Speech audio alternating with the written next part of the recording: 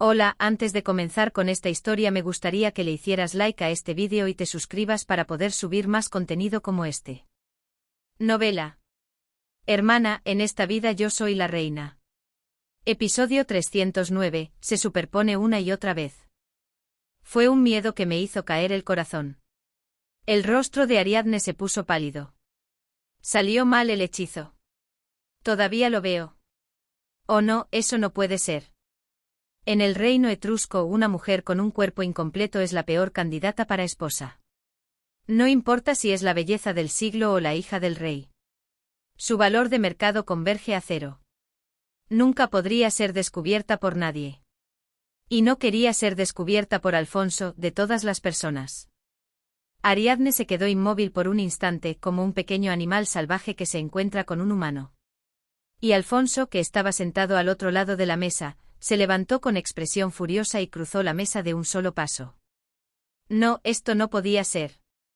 Instintivamente escondió su mano izquierda detrás de su espalda. Él se acercó y ella se apartó. Pero al intentar apartarse se topó con el respaldo del sofá. Alfonso le agarró la mano.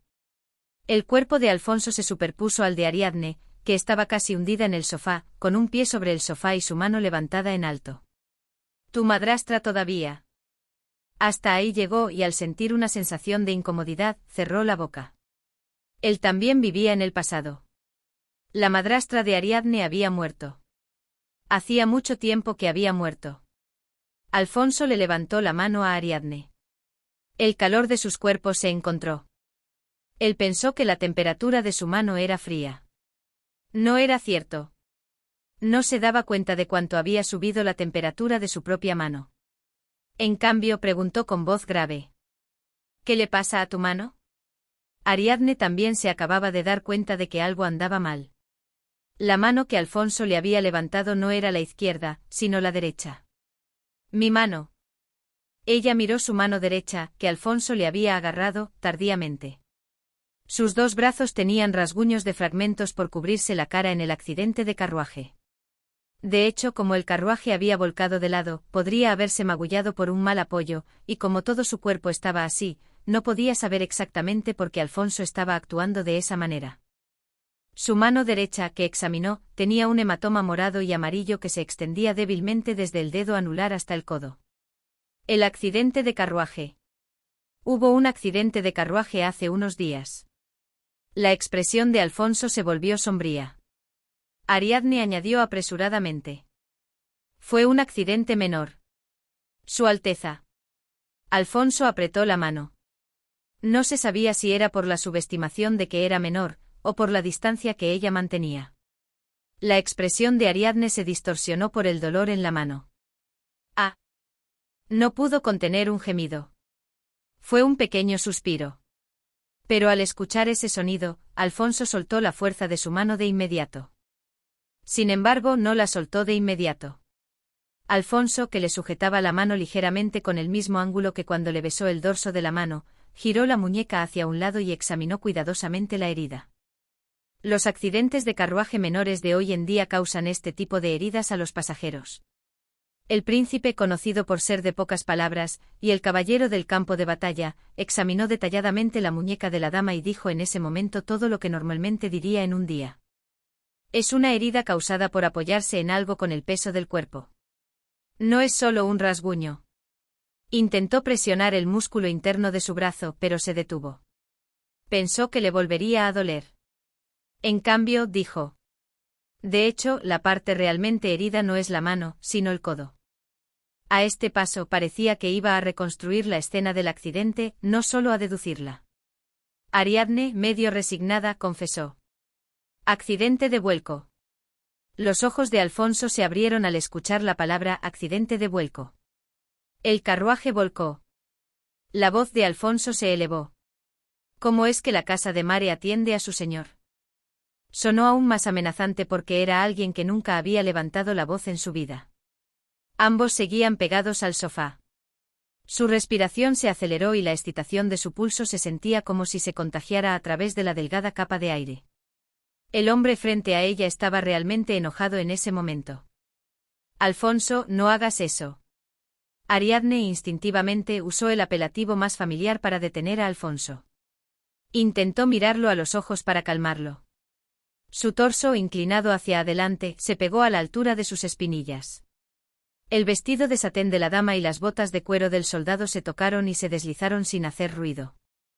Nuestra gente hizo lo mejor que pudo. Era una voz que suplicaba, consolaba, cantaba y arrullaba.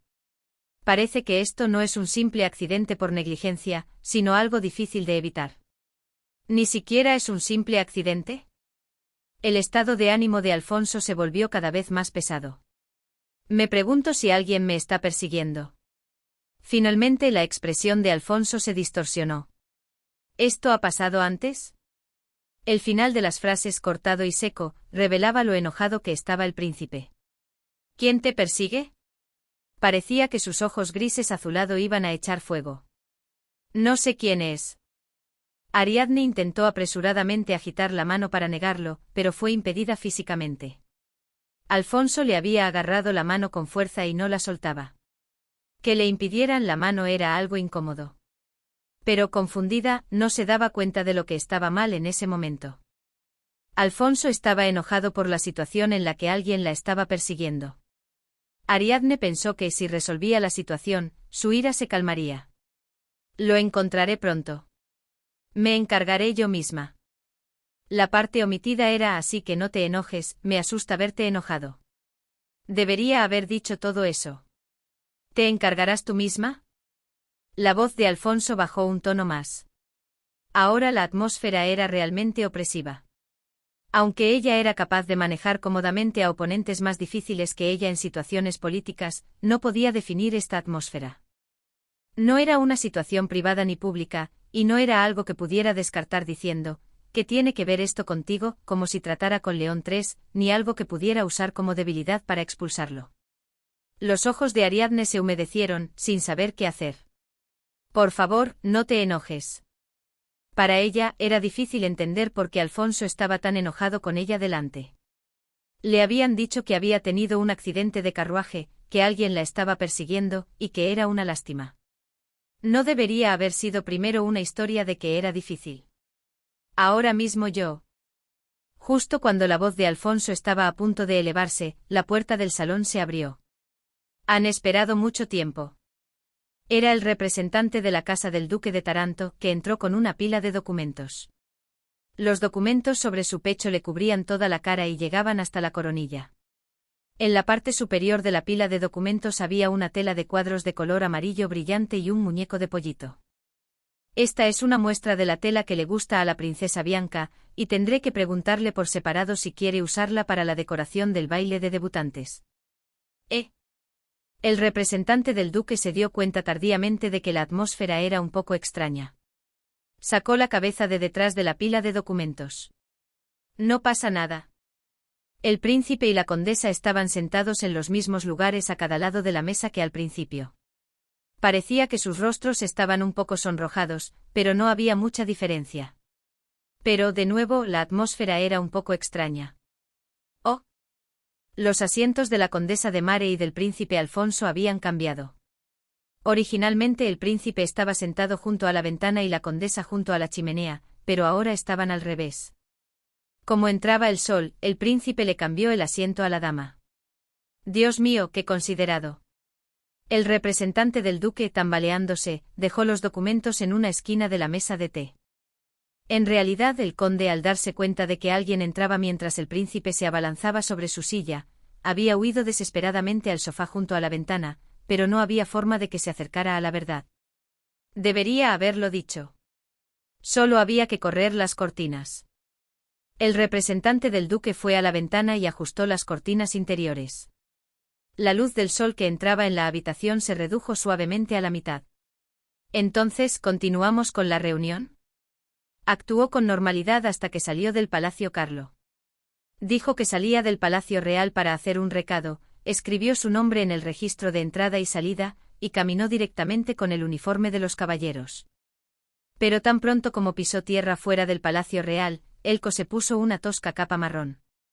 Elko, que era alto pero de apariencia normal, se mezcló entre la gente sin ninguna característica distintiva, ya que su brazo y su ojo tuertos estaban cubiertos por la capa común que usaban los plebeyos. Para él, siendo la única persona con discapacidad en el palacio y siempre a la vista de todos, era más bien un alivio. El lugar al que se dirigió con sumo cuidado para no ser visto por nadie, era una casa de ladrillo rojo en las afueras de Castellavico. Por fuera parecía una residencia de clase media muy común. Al subir al segundo piso, el señor Elko fue recibido por un fraile, que incluso tenía la cabeza calva. «Pase, pase».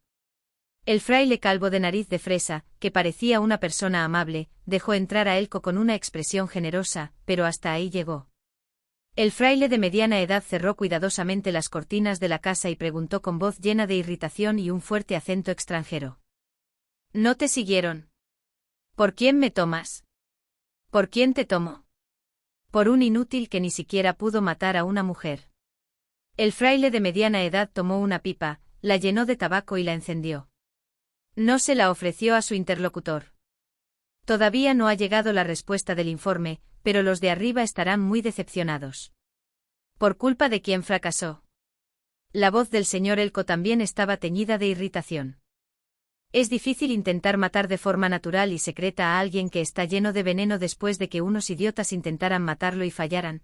Si no hubieran metido la mano como tontos, lo habríamos resuelto de una vez. ¿Sabes cuánto aumentó la vigilancia en esa casa después del primer fracaso? Sin tener nada que decir, el fraile solo chupó su pipa inocentemente. El fraile de mediana edad, a primera vista, parecía un clérigo de bajo rango común en San Carlo, pero si se miraba de cerca, algo andaba mal. Su sotana era diferente de las que se usaban en Etrusco en la forma de atar el cinturón y el material del forro, y lo más importante, a esa hora, un clérigo de bajo rango del reino de Etrusco debería haber estado en la capilla cumpliendo con sus deberes.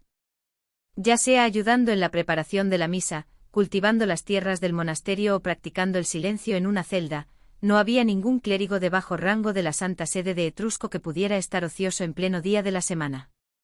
¿Qué vas a hacer ahora? El fraile escupió las palabras entre dientes. El humo del cigarrillo que se escapaba era un extra. ¿Cómo vas a asumir la responsabilidad si esa mujer se acerca de nuevo al príncipe Alfonso? El señor Elko se estremeció. Si Ariadne de Mare le decía algo al príncipe, la cuestión de la responsabilidad no sería el problema. Su cabeza estaría en juego. Nadie más que el propio señor Elko deseaba más fervientemente la muerte de Ariadne de Mare. Tendré que pensarlo. Tendrás que pensarlo, eres tan paciente. ¿Por culpa de quién estoy en esta situación ahora? El señor Elko finalmente no pudo contenerse y estalló en un ataque de nervios. ¿Trajiste esa cosa? Cuando el fraile de mediana edad no respondió, él lo instó de nuevo. Me refiero a esa cosa que te dije que necesitaba.